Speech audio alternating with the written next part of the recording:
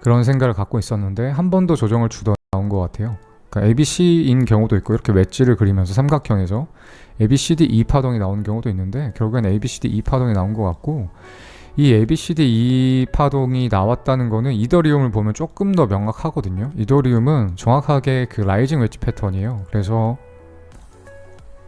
A, B, C, D, E가 정확하게 명확하게 나온 것 같아요. 그래서 이제 완성이 됐고 가격이 떨어지는 중인 것 같았는데, 제가 비트를 보면서 왜 이 라이징 웨지 패턴을 보지 않았냐면, 참고로 라이징 웨지 패턴은 끝이 위로 올라가는 삼각형 모양인데, 결국에 이 이 삼각형 내에서 5번 진동 운동을 하다가 고점을 터치하면 결국에는 가격이 하락하는 패턴이에요. 라이징 웨지라고 상방쐐기형 삼각형이라고 한글로는 상방쐐기형 삼각형일 거고, 구글링 하실 때는 라이징 웨지라고 하시면 될 것 같아요. 그래서 내용을 살펴보시면 결국에는 파동 내에서 진도 운동을 하다 떨어진다라는 추세가 전환된다 하방으로, 이런 내용이 있을 거고, 그 구글링 되지 않는 추가적인 내용을 제가 간단하게 설명드리면, 삼각형의 입구 끝에서부터 점점 입구 초반부터 입구 끝으로 이렇게 갈수록 볼륨이 점점 주는지가 굉장히 중요해요. 만약에 중간에 볼륨이 는다 라고 하면 그러면 그거는 그 패턴이 아니에요. 이렇게 모양을 그었는데 볼륨이 중간에서 늘었다, 볼륨이, 그러면 여기서 이렇게 맞고 떨어지는 게 아니고 위로 이렇게 치솟을 확률도 꽤 있어요. 그러니까 거기에는 이걸 라이징 웨지, 만약에 볼륨이 일반적으로 입구 끝에서부터 입구 처음부터 끝까지 쭉 해서 디클라인 하는 모양이 나오지 않는다라고 하면은, 그러면 라이징 웨지가 아니겠구나 라는 걸 의심을 해보셔야 돼요. 그리고 이더리움도 보면 마찬가지로 볼륨이 입구 초반부터 끝까지 갈수록 일정하게 디클라인 되는 경향이 있죠. 그래서 라이징 웨지로 볼 수 있는데, 한 가지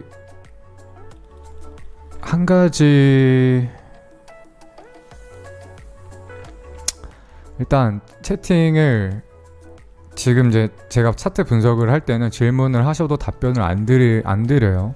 안 드리니까, 왜냐면 분석하다가 답변하면 흐름이 끊기잖아요. 그래서 제 방송할 때는, 분석을 전달할 때는 답변을 안 드리니까 분석이 끝나면 다 질문 타임이 있으니까 그때 한 번 더 질문하세요. 어쨌든 이더리움을 보면 좀 더 명확하죠. 근데 제가 한 가지 헷갈렸던 거는, 보통은 비트코인이건 이더리움이건 걸 떠나서 라이징 웨지 패턴이 나오면 끝에 이 C파동하고 E파동에서 그 하락 다이버넌스가 일반적으로 형성이 되거든요. 근데 하락 다이버넌스가 형성이 안 됐어요. 하락 다이버넌스가 형성이 안 돼 있어서 오늘 아까 올라왔었을 때 제가 숏을 칠까 굉장히 고민했었는데, C 웨이브랑 E 웨이브 사이에 일반적으로는 하락 다이버넌스가 형성이 되는데 안 됐기 때문에 숏에 들어가지 않았고, 이더리움 같은 경우는 애매했어요. 되게 애매했던 게 뭐냐면, 보세요. 30분봉으로 보시면 RSI가 올라갔어요, 같이. 그래서 그 하락 다이버넌스가 없죠. 시간봉으로 보면 애매하게 딱 걸려 있어요, 맞고. 2시간봉 이상이나 4시간봉 이상으로 보면 다이버넌스가 없어요. 그래서 딱 시간봉에만 걸려 있어요. 그래서 이거를 과연 신뢰해야 하는 건가? 라는 생각이 들었고, 일전에 한번 예를 들어서 이런 경우도 있어요. 물론 이제 제가 볼륨을 보라고 해서 볼륨 힌트긴 한데, 보시면 이때도 대충 이렇게 그려보시면 이게 꼭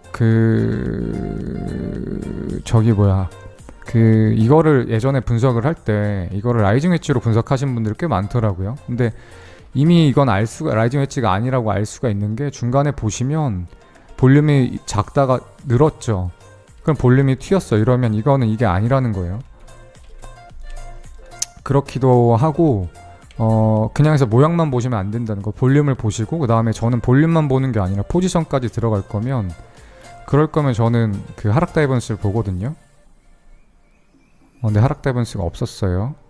그랬고, 그래서 지금은 ABCD 웨이브가 완성됐고 가격이 떨어지고 있는 중인데, 이더리움을 보나 아니면 비트코인을 보나, 지금은 하방 임펄스가 진행 중인 걸로 보여요. 그 말은 임펄스가 완성이 되면 조정이 왔다가 한 번 더 떨어진다는 거예요. 그쵸? 그래서 지금 제가 마이너한 파동 카운팅을 해보면 여기가 1, 2, 3, 4, 5 잠깐만요. 코베야 왜?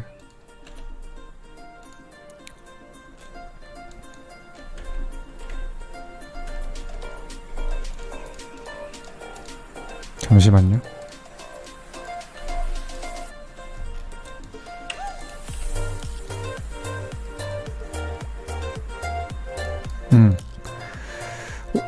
여기가 3파동 같아요. 1, 2, 3, 4, 5파, 3의 5파가 연장됐어요. 1, 2, 3, 4, 5인 거고, 만약에 1, 2, 3, 이 상태로 고점을 넘기지 못하고 하락한다고 하면 임펄스가 어떻게 완성되는 거냐면 1, 2, 3, 4, 5거든요.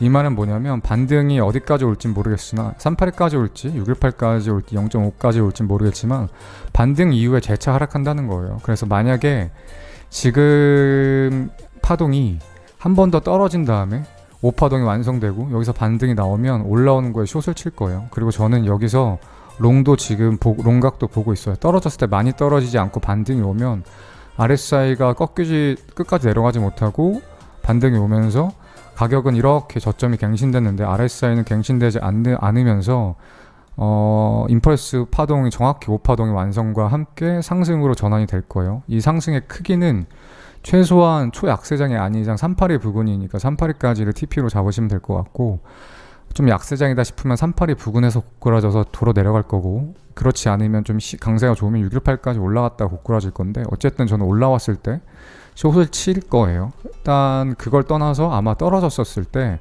반등이 오면 반등 오는 거 확인하고 롱도 들어갈 것 같아요. 그래서 여기 밑에서 롱 들어갈 예정인데, 롱 들어가실 때 초보분들은 주의할 거는 미리 지정가로 입 벌리고 있고 제가 여기서 안시우가 들어간다 롱을 따라 들어가야겠다 라는 생각 하지 마세요. 제가 매매한다고 해서 여러분 똑같이 따라하라는 거 아니에요. 왜냐면 저도 틀릴 수 있어요. 제가 틀리면 그냥 아무 생각 없이 맹목적으로 따라하면 여러분들도 손실이 나는 거예요. 명심하세요. 저란 사람이 여러분들의 손실을 절대 책임져 주지 않아요. 자신 없어서 하는 소리가 아니고 초보분들 맹목적으로 따라하는 건 제가 원치 않기 때문에 어쨌든 그렇고, 그래서 저 같은 경우는 확인 매매를 하긴 할 건데 여기서 떨어졌다가 반등이 이렇게 나오면 반등 나온 거 보고 들어가면 돼요. 그러면 상승 다이버넌스가 컨펌이 되는 거니까. 근데 그래서 내가 만약에 여기서 롱을 탔는데 도로 고꾸라진다 하면 이전 전저 여기였죠. 만약 여기라고 하면 여기 손절 나갈 거예요. 아마 그런 식으로 매매를 할 거고, 근데 제 생각에는 아마 분명히 반등 올 거예요. 여기에서 크게 뭐 패닉셀이 나올 자리도 아니고, 여기가 뭐 바닥이었으면 패닉셀이 나올 수도 있죠. 겁에 질려서. 근데 여기는 아직 매물대 상단 구간이라 패닉셀 나올 자리도 아니어서 어쨌든 여기서 저점이 갱신 안 되고 한 번 더 올라갈 수도 있지만 3파동의 크기는 일반적으로 제가 3파를 여기서부터 여기까지로 봤죠. 3파동이 끝나고 나서 일반적으로 4파동의 조정의 크기는 3파동의 382까지거든요. 그래서 만약에 이런 식으로 반등이 나온다 해도 상관이 없어요. 그리고 꺾이면 완벽하게 1, 2, 3, 4, 5 임펄스 파동이 완성되는 거예요. 그렇지 않고 만약에 반등이 나오는데 38 넘겨서 0.5구간까지 간다 이러면 의심을 해봐야 돼요. 아, 이건 임펄스가 아닐 수 있겠구나. ABC로 떨어진 가능성이 더 높겠구나 라고. 지금 아직 임펄스인지 뭐 아닌지 여부는 몰라요. 모르지만 지금 이렇게 떨어져서 저점이 갱신된다면 가능성이 굉장히 높고, 만약에 올라가도 상관이 없지만 382만 안 넘기고 도로 떨어져서 저점만 갱신해주면 돼요. 어쨌든 그렇고, 되는 거는 그러니까 제가 전에 분석한 게 맞았다라고 하면 고점부터 여기까지가 A파동, 여기서부터 여기까지가 B파동, 그리고 C파동이 여기까지로 이미 완성이 된 거고 반등이 나오는 건데, 반등이 여기서부터 여기까지라고 보기엔 너무 작아요. 그래서 제가 지금 예측하고 있는 거는 임펄스가 나왔는데, 그래서 완료가 되고 반등이 오고 하방 임펄스가 5파로 그려지지 않고 왠지 제 생각에는 ABC로 나오지 않을까? 그 다음에 또 반등이 오다가 또 임펄스가 나와서 535 ABC가 이런 식으로 나오지 않을까? 그리고 이런 식으로 더블 바텀 치고 해서 이렇게 올라가지 않을까? 라고 예측을 하고 있어요. 물론 이렇게 예측을 했는데 여기서 임펄스가 완성이 되고 반등 오고 임펄스가 또 나와서 완성이 됐는데 한 파동에 더 내려간다. 이래서 1, 2, 3, 4, 5 이렇게 나온다. 그러면 저점을 깨지 않고 반등이 오더라도 뭐예요? 하방 임펄스가 나왔으니까 반등 왔다 또 내려가겠다는 거. 이렇게 되면 저점에 무조건 갱신되는 무빙이거든요. 그래서 이 임펄스가 지금 첫 파동이 완성될 가능성이 높은데 과연 첫 파동 완성되고 나서 조정 온 다음에 다음 파동이 한 파동만 나와서 A, B, C가 나오고 반등이 나오느냐 아니면 임펄스가 나오고 반등이 나오느냐가 굉장히 중요해요. 이게 과연 이 여부가 여기서부터 나온 파동이 임펄스가 한 파동이 큰 파동이 완성되느냐 아니면 A, B, C가 나오냐가 전저점을 깨냐 전저점을 깨지 못하고 다시 상방을 가느냐를 알 수 있는 그 포인트거든요. 오늘 카톡방에서 누가 그런 말을 하더라고. 엘리어트 파동 이론으로 다른 매매법도 많은데 하는 이유가 이걸 알 수 있는 거예요. 어떤 한 분께서 수익률 극대화 전략이라고 했는데 그것도 맞긴 한데 더 자세히 말해서는 이런 걸 알고 있기 위해서 여기서 만약에 ABC로 떨어진다 하면 전저가 갱신 안 될 가능성이 훨씬 높고 임펄스가 나온다 라고 생각하면 전저를 깨지 않고 반등이 오더라도 반등 후에 다시 저점을 갱신한다 라고 봐야 돼요. 그래서 그렇게 전략을 가져갈 수 있어요. 가격이 단순히 똑같이 1,500에서부터 10,000달러까지 떨어졌을 때 그냥 떨어지는 건 중요치 않아. 어떻게 떨어지느냐, ABC로 떨어지냐, 임펄스로 떨어지냐. 누구는 이 엘리어트 파동 이론을 모르면 파동이 어떻게 떨어졌는지 모양을 구분을 못해요. 그래서 이게 똑같이 여기서부터 여기까지 떨어졌을 때 ABC로 떨어지느냐, 임펄스로 떨어지느냐에 따라서 반등 후에 저점이 갱신될 것으로 보이냐, 반등 후에 고점이 갱신될 것으로 보이냐, 여기서부터 터닝 포인트가 생기는 거예요. 이게 엘리어트 파동 이론을 알고 있는 사람과 모르는 사람의 결정적인 차이예요. 방향성을 알 수 있는 거예요. 정확히는 수익률 극대화 전략이라기보다는.